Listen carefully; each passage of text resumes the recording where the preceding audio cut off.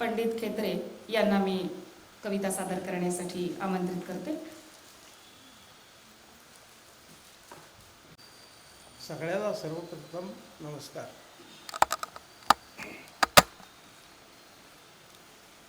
30 वर्ष सर्व्हिस करून शेवटी पदरात काहीच पडलं नाही, तो तिढा न्यायालयात प्रविष्ट आहे।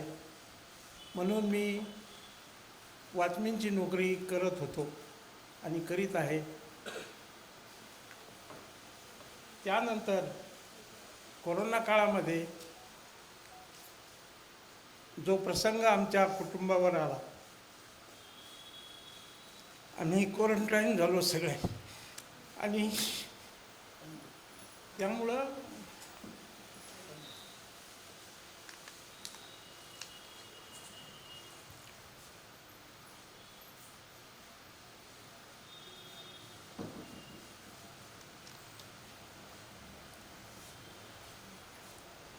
मी अशा एका बंद खोलीत थांबायचो, जेवण करायचं, झोपायचं, काही काम नव्हतं।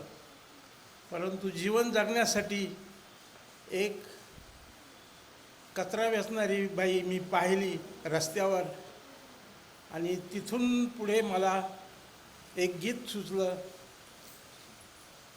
ते गीत आपल्यासमोर मी कविता सादर करतो। कवितेचं नाव आहे धडपड जगण्यासाठी।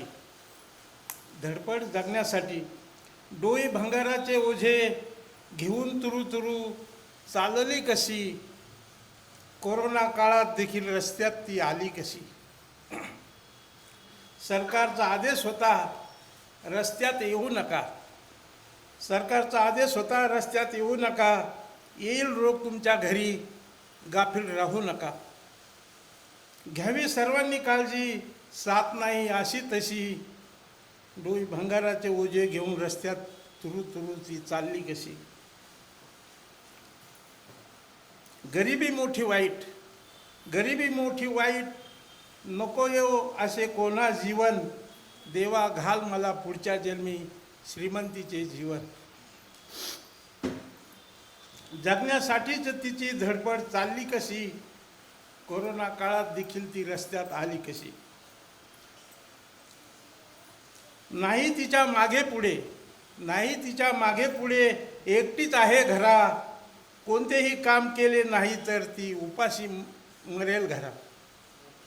हे करुणा करा येऊ दे दया, हे करुणा करा येऊ दे दया तिची तुला अशी, कोरोना काळात देखील रस्त्यात ती आली कशी, आली कशी।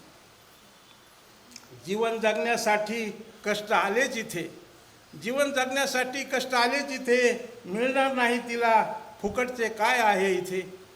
वाणी खेत्रे पंडिताची असे निर्मळ पाने जशी, कोरोना काळात देखील ती रस्त्यात आली कशी, रस्त्यात आली कशी।